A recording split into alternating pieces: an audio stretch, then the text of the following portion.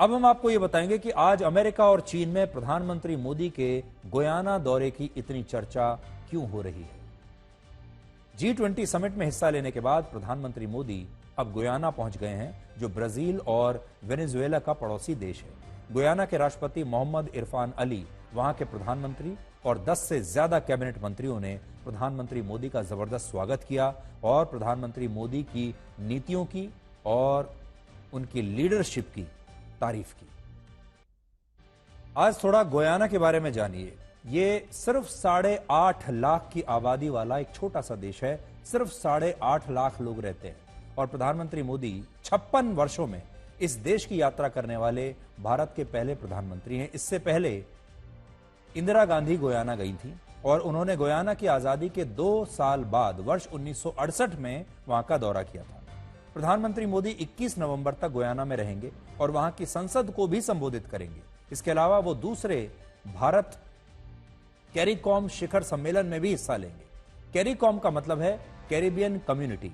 इनमें कैरिबियन सी क्षेत्र के 21 छोटे छोटे देश शामिल हैं, जिसमें 15 सदस्य देश हैं और 6 सहयोगी देश हैं। और इन देशों की कुल आबादी 1 करोड़ 60 लाख है, जिनमें 60% आबादी 30 साल से कम उम्र के लोगों की है। गुयाना का भारत से एक बहुत ही खास रिश्ता है। अंग्रेजों ने 19वीं सदी की शुरुआत में बिहार, उत्तर प्रदेश और मध्य प्रदेश के गांवों से लाखों भारतीय मजदूरों को Mauritius, Suriname, Guyana, Jamaica, Malaysia, दक्षिण अफ्रीका, कीनिया जैसे देशों में भेजा। इन्हें गिरमिटिया मजदूर कहते हैं। गिरमिटिया शब्द अंग्रेजी के अग्रीमेंट से बना है। मजदूरी के बदले इन लोगों को कोई वेतन नहीं मिलता था। इन्हें बंधुआ मजदूर या ठेका मजदूर कहा जाता है। वर्ष 1917 तक लगभग 2.5 लाख गिरमिटिया मजदूर भारत से गुयाना भेजे गए। इन्होंने गन्ना और दूसरी फसलों के खेतों में काम किया और गुयाना की अर्थव्यवस्था में बड़ा योगदान दिया, लेकिन इनका खूब शारीरिक और मानसिक शोषण किया गया। आज गुयाना की लगभग 40% आबादी भारतीय मूल के लोगों की है। ये लोग गिरमिटिया मजदूरों के वंशज हैं और आज वहां राज भी कर रहे हैं। गुयाना के राष्ट्रपति इरफान अली भी भारतीय मूल के हैं। गुयाना एक तटीय देश है, जिसकी 90% आबादी तटीय इलाकों में रहती है। गुयाना में प्रधानमंत्री मोदी को वहां का सर्वोच्च सम्मान दिया जाएगा। इसके अलावा बारबाडोस भी उन्हें अपने सर्वोच्च सम्मान से सम्मानित करेगा और दोनों सम्मान उन्हें गुयाना में ही दिए जाएंगे। वर्ष 2023 में गुयाना के राष्ट्रपति मध्य प्रदेश के इंदौर में 17वें प्रवासी भारतीय सम्मेलन में मुख्य अतिथि के रूप में भारत आए थे और तब उन्हें प्रवासी भारतीय सम्मान से भी सम्मानित किया गया था।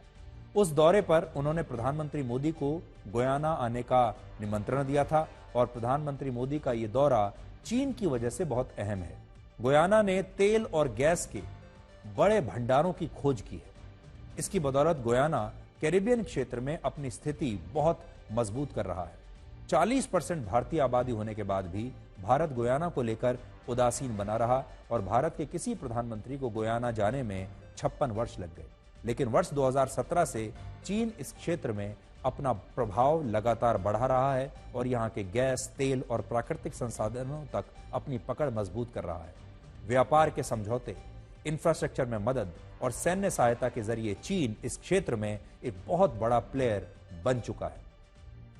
वर्ष 2019 तक गुयाना की अर्थव्यवस्था सामान्य उतार चढ़ाव के साथ आगे बढ़ रही थी, लेकिन जब उन्होंने तेल की खोज की, गुयाना में बहुत बड़े तेल भंडार का पता चला और तेल उत्पादन शुरू होने के बाद गुयाना की जीडीपी विकास दर में जबरदस्त उछाल आया और जीडीपी विकास दर 2019 में उनकी 5.5% से 2020 में 42.48% हो गई और इसके अब 43.8% पर बने रहने का अनुमान है। वर्ष 2022 में गुयाना के कुल निर्यात में तेल उत्पादों की भागीदारी 88% थी। गुयाना में 40% आबादी भारतीय मूल के लोगों की है, लेकिन एक सच ये भी है कि गुयाना भारत से ज्यादा भरोसा आज भी चीन पर करता है। गुयाना जैसे देश भारत के लिए उसकी सॉफ्ट पावर बन सकते थे, लेकिन हमने ऐसा किया नहीं और चीन ने इसका फायदा उठा लिया। 56 वर्षों के बाद किसी भारतीय प्रधानमंत्री का गयाना की यात्रा पर आना हमारे संबंधों में एक महत्वपूर्ण माइलस्टोन है। गयाना के साथ मेरा निजी रूप से गहरा नाता रहा है। लगभग 24 वर्ष पहले एक सामान्य नागरिक के रूप में मुझे यहां आने का अवसर मिला था। भारत और गयाना के संबंध कितने ऐतिहासिक और गहरे हैं, उसकी झलक मैंने उस समय देखी थी। आज प्रधानमंत्री के रूप में एक बार फिर यहां आना मेरे लिए सौभाग्य की बात है। तो भारत के लिए बड़े बड़े देशों के साथ दोस्ती करना तो बहुत अहम है ही, और आपने देखा होगा भारत दुनिया के बड़े बड़े मंचों पर दुनिया के बड़े बड़े देशों के साथ दोस्ती कर रहा है, सहयोग कर रहा है।